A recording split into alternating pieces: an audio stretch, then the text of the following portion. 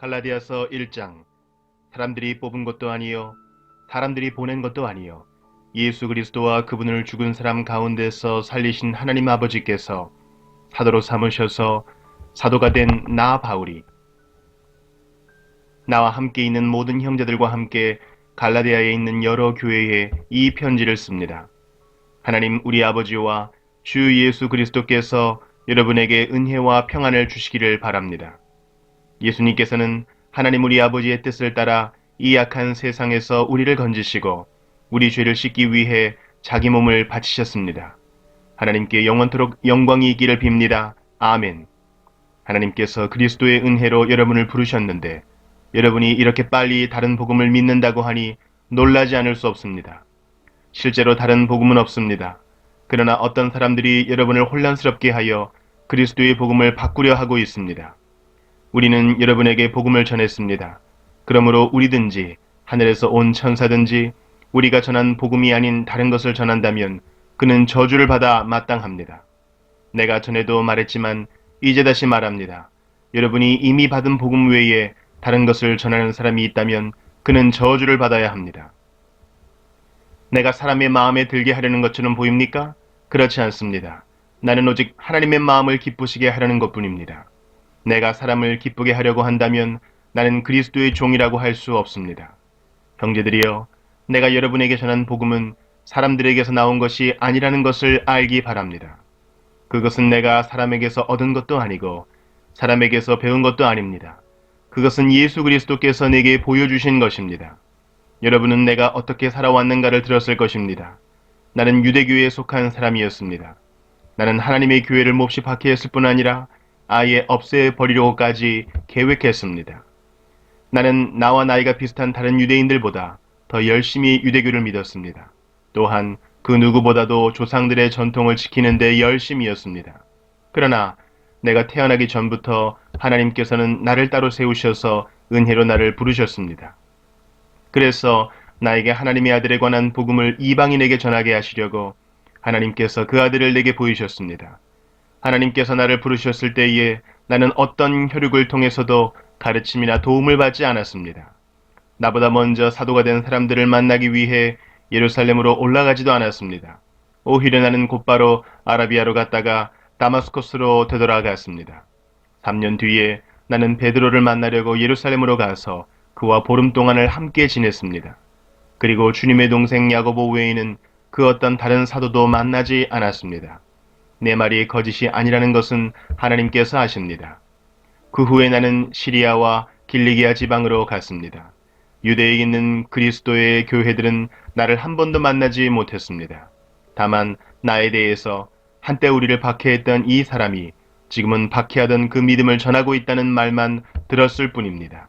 그래서 이 성도들은 나로 인해서 하나님께 찬양했습니다. 갈라디아서 2장. 14년이 지나서 나는 다시 예루살렘으로 갔습니다. 이번에는 바나바와 디도를 데리고 갔습니다. 예루살렘으로 간 것은 하나님께서 그렇게 하라고 계시하셨기 때문입니다. 나는 거기에서 교회의 지도자들을 만났습니다. 그들과 따로 만나서 내가 이방인들에게 전하는 복음을 설명해 주었습니다. 그것은 내가 전에 한 일이나 지금 하고 있는 일이 헛되지 않기를 바랐기 때문입니다. 나와 함께 있던 디도는 비록 그리스 사람이지만 나는 그에게 억지로 할 일을 베풀지는 않았습니다. 우리 가운데 거짓 형제들이 몰래 들어왔기 때문에 우리는 이 문제에 대해서 이야기를 했습니다. 그들은 우리를 다시 율법의 종으로 만들고 그리스도 예수 안에서 우리가 누리는 자유를 엿보려고 정탐꾼처럼 끼어들었습니다. 그러나 우리는 그 거짓 형제들의 뜻을 조금도 따르지 않았습니다. 우리는 복음의 진리가 늘 여러분과 함께 있기를 바랐습니다. 저 귀하다고 하는 사람들도 내가 전하는 복음을 바꾸지 못했습니다. 그들이 귀한 사람이든 아니든 그것은 중요하지 않습니다. 하나님께서는 사람을 겉으로 판단하지 않으시기 때문입니다. 오히려 그 지도자들은 하나님께서 베드로를 통해 할례를 받은 유대인들에게 복음을 전하도록 하신 것처럼 내게도 할례를 받지 않은 이방인들에게 복음을 전하는 일을 맡기셨다는 것을 알게 되었습니다. 하나님께서는 베드로에게 유대인을 위해 사도로 일할 권리를 주셨고 내게는 이방인을 위해 사도로 일할 권리를 주셨습니다. 지도자로 인정받던 야고보와 베드로와 요한은 하나님께서 내게 주신 특별한 은혜를 깨닫고 바나바와 나를 인정했습니다. 그리고 그들은 바울과 바나바여, 그대들은 이방인에게 가십시오. 우리는 유대인에게 가겠습니다. 라고 말했습니다. 그들은 우리에게 한 가지, 곧 가난한 사람들을 기억해달라고 부탁했는데 그것은 사실 내가 힘써 해오던 일입니다. 베드로가 안디옥에 왔을 때 그가 잘못한 일이 있어서 내가 그를 대면해서 나무랐습니다. 베드로가 안디옥에 와서 이방인들과 함께 먹고 있는데 야고보가 보낸 유대인들이 오자 먹는 것을 그만두고 그 자리에서 물러갔습니다. 그는 할례를 받은 유대인들을 두려워했던 것입니다. 이처럼 베드로는 거짓된 행동을 했고 다른 유대인 성도들도 거짓된 행동을 했습니다. 심지어 바나바조차 그들의 거짓된 행동에 유혹을 받았습니다.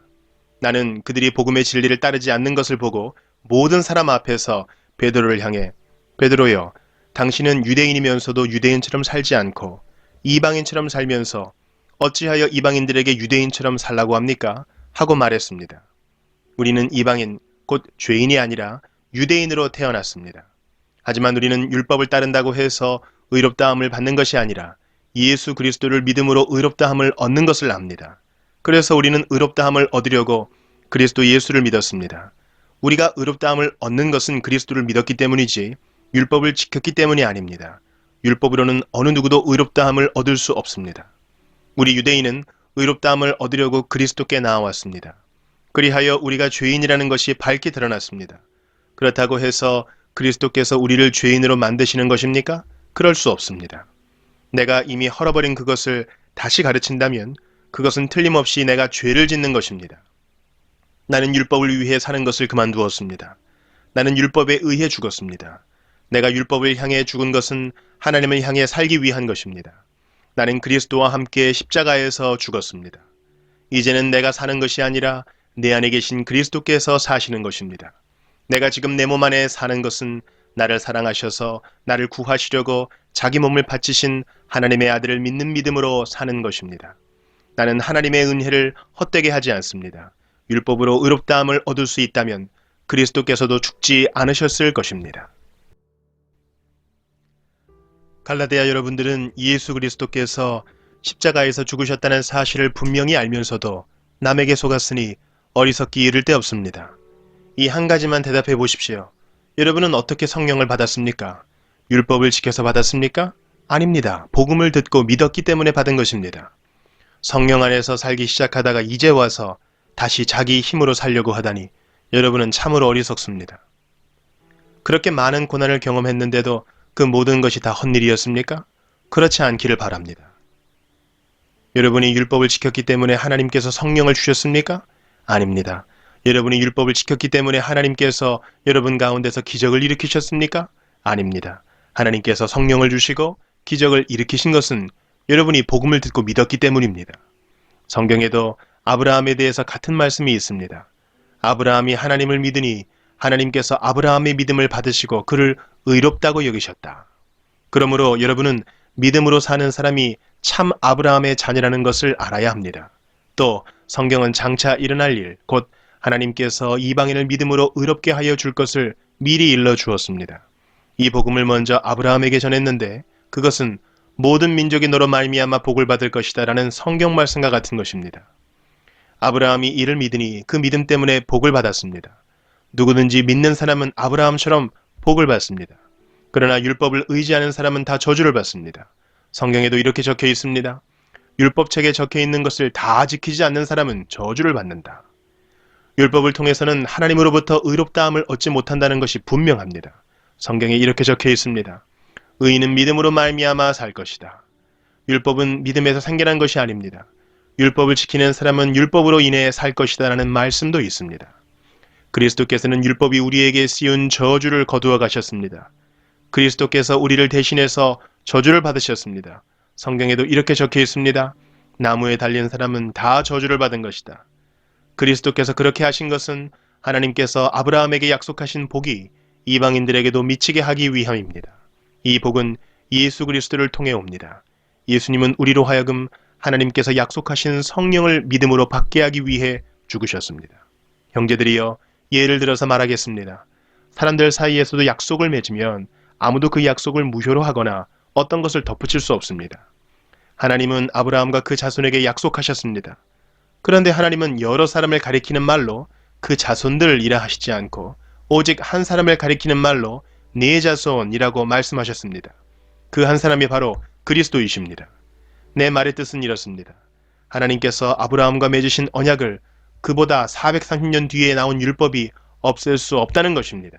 만약 우리가 받을 유업이 율법을 통해서 온다면 그것은 약속에서 나온 것이 아닙니다. 하지만 하나님께서는 약속하신 것에 따라 아브라함에게 복을 베풀어 주셨습니다. 그렇다면 율법은 무엇을 위해 있습니까? 율법을 사람에게 주신 것은 하나님께서 약속하신 아브라함의 특별한 자손이 오실 때까지 죄가 무엇인지를 밝히기 위해서입니다. 율법은 하나님께서 중보자, 중개자의 손을 빌어 천사들을 시켜 만든 것입니다. 그러나 중보자는 한편에만 속해 있지 않습니다. 하지만 하나님은 한 분이십니다. 그렇다면 율법은 하나님의 약속과 반대되는 것입니까? 그럴 수 없습니다. 만약 사람에게 생명을 주는 율법이 있었다면 우리는 그 율법을 지킴으로써 의롭다함을 얻었을 것입니다. 성경은 온 세상이 죄에 갇혀 있다는 것을 보여주었습니다. 이는 믿음을 통한 약속을 주시기 위한 것으로 오직 예수 그리스도를 믿는 사람들만 받을 수 있습니다. 이 믿음이 오기 전에는 우리가 율법에 갇혀 있었습니다. 하나님께서 장차 올 믿음의 길을 보여주실 때까지 우리에게는 자유가 없었습니다. 그리스도께서 오시기 전까지는 율법이 우리의 선생이었습니다. 그러나 그리스도께서 오신 뒤에는 우리가 믿음으로 인해 의롭다함을 받을 수 있게 되었습니다. 이제 믿음의 길이 나타났으므로 다시는 우리가 율법에 갇혀 있을 수 없습니다. 여러분은 그리스도 예수를 믿는 믿음을 통해 하나님의 자녀가 되었습니다. 여러분은 모두 세례를 받아 그리스도와 연합하였으며 그리스도로 옷을 삼아 입었습니다.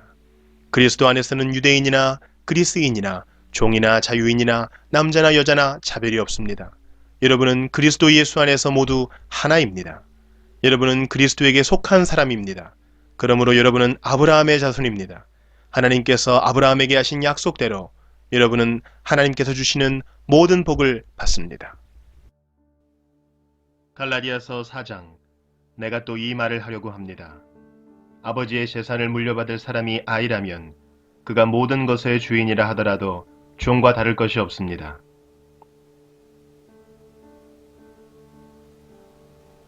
어른이 되기 전까지는 그를 돌봐줄 사람의 말을 따라야 합니다. 그러나 그 아버지가 정한 때가 이르면 자유인이 됩니다.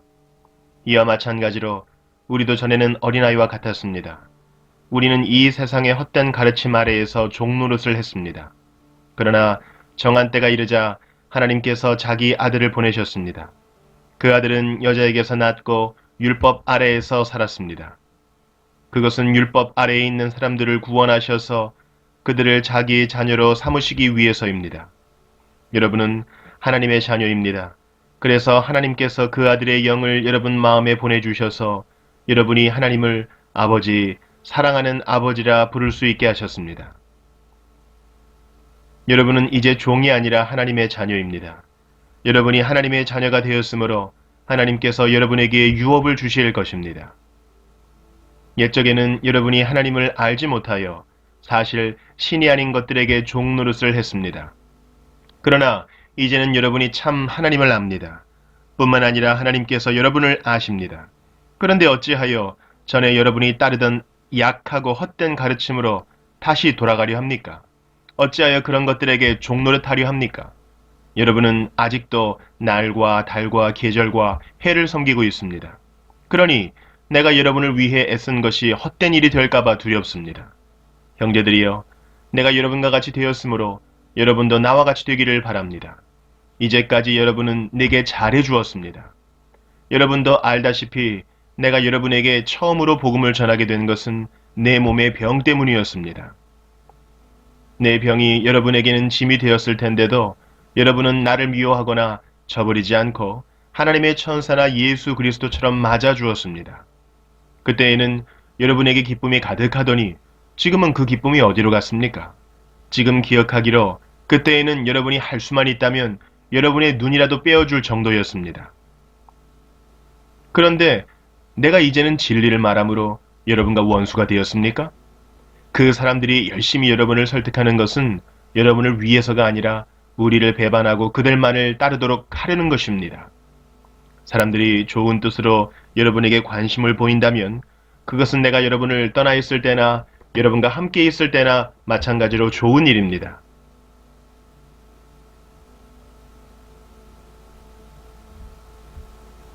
내 자녀들이여, 여러분이 참으로 그리스도와 같이 되기까지 나는 여러분을 위해 다시 아기를 낳는 어머니의 고통을 느낍니다.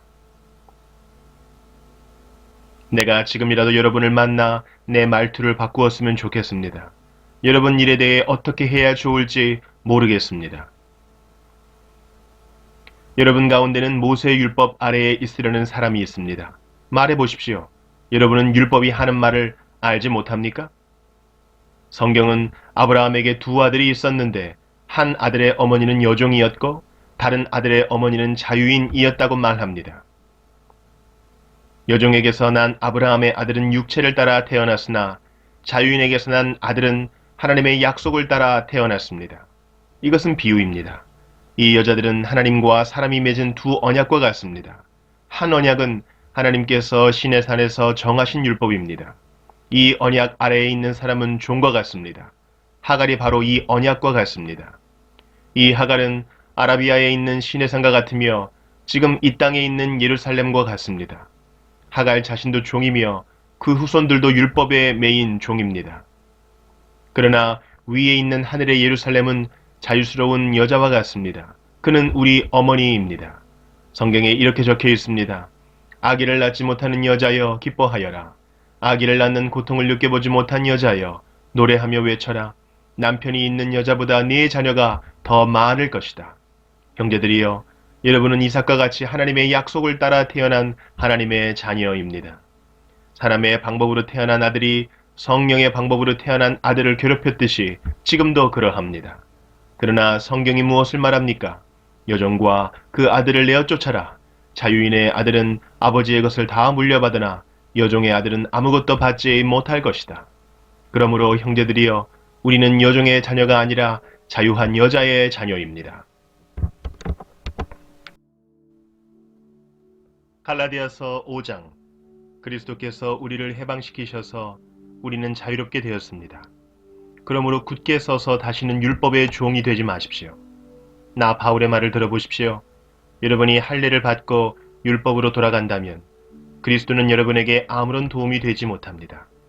내가 다시 모든 사람에게 경고합니다. 여러분이 만약 할례를 받는다면 여러분은 율법 전체를 지켜야 합니다. 여러분이 율법을 지켜서 의롭다함을 얻으려 한다면 여러분은 그리스도에게서 끊어지고 하나님의 은혜에서 멀어지게 됩니다. 그러나 우리는 성령의 도우심을 받아 믿음으로 의롭다 여김을 받는 이 소망을 간절히 기다립니다. 우리가 그리스도 예수 안에 있다면 할례를 받았느냐 받지 않았느냐는 중요하지 않습니다. 중요한 것은 사랑으로 말미암아 나타나는 믿음뿐입니다. 여러분은 지금까지 잘 달려왔습니다.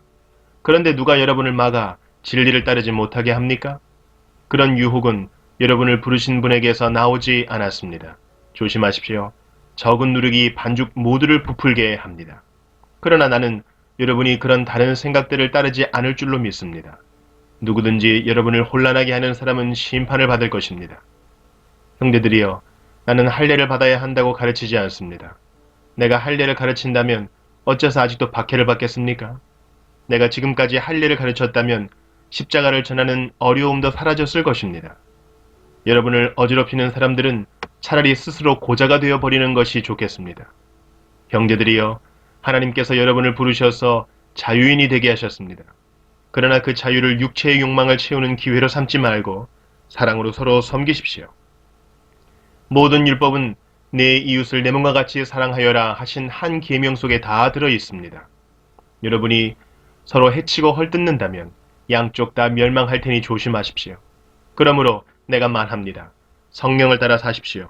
그러면 육체의 욕망을 따라 살지 않게 될 것입니다. 육체의 욕망은 성령을 거스르고 성령이 바라시는 것은 육체의 욕망을 거스릅니다. 이 둘은 서로 반대되는 것이므로 여러분의 욕망대로 살 수 없게 합니다. 성령께서 이끄시는 대로 살면 여러분은 율법 아래에 있지 않게 됩니다. 육체가 하는 일은 분명합니다.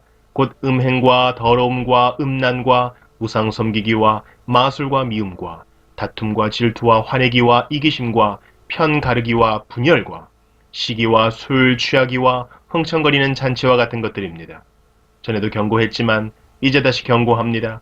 이런 일을 하는 사람은 하나님의 나라에 들어가지 못합니다. 그러나 성령의 열매는 사랑과 기쁨과 평화와 오래 참음과 자비와 착함과 성실과 온유와 절제입니다. 이런 것들을 금지할 율법이 없습니다. 그리스도 예수께 속한 사람은 자기 육체를 정욕과 욕망과 함께 십자가에 못 박았습니다. 우리가 성령으로 새 생명을 얻었으므로 성령을 따라 살아야 합니다. 그리고 교만하지 말고 서로 다투거나 시기하지 말아야 합니다. 갈라디아서 6장.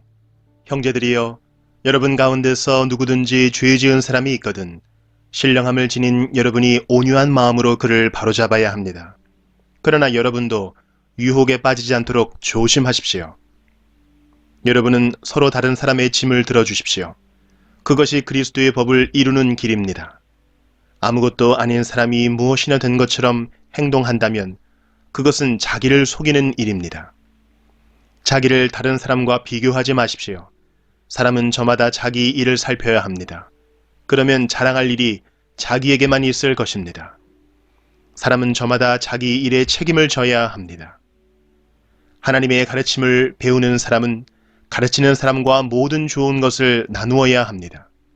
스스로 속이지 마십시오. 하나님을 속일 수는 없습니다. 사람은 자기가 심은 대로 거둘 것입니다. 자기 육체의 욕망대로 심는 사람은 육체로부터 썩을 것을 거둘 것이며 성령의 뜻을 따라 심는 사람은 성령으로부터 영원한 생명을 거둘 것입니다. 선한 일을 하다가 낙심하지 말아야 합니다. 때가 이르면 영원한 생명을 거둘 것이므로 포기하지 말아야 합니다. 기회가 닿는 대로 모든 사람에게 선한 일을 해야 합니다. 특히 믿음의 가정에 그렇게 해야 합니다. 내 손으로 이렇게 여러분에게 큰 글자로 씁니다. 여러분에게 억지로 할례를 받도록 하려는 사람들이 있습니다. 그들은 육체를 꾸미기 좋아하는 사람들입니다. 그들은 그리스도의 십자가를 따르면 박해를 받을까봐 두려워하고 있습니다. 할례를 받은 사람들이 스스로도 율법을 지키지 않으면서 여러분에게는 할례를 받게 하려는 것은 여러분에게 한 일을 가지고 자랑하기 위함입니다. 그러나 내게는 우리 주 예수 그리스도의 십자가 말고는 아무것도 자랑할 것이 없습니다. 그리스도의 십자가를 통해 세상은 나에 대해서 죽었고 나는 세상에 대해서 죽었습니다. 할례를 받느냐 받지 않느냐 하는 것이 중요한 것이 아닙니다. 중요한 것은 하나님의 새로운 백성이 되는 것입니다. 이 규칙을 따르는 사람, 곧 하나님의 모든 백성에게 평화와 자비가 있기를 바랍니다. 그러므로 이제부터는 나를 괴롭히지 마십시오. 내 몸에는 그리스도 예수의 흔적이 있습니다. 형제들이여, 우리 주 예수 그리스도의 은혜가 여러분의 심령에 있기를 빕니다. 아멘.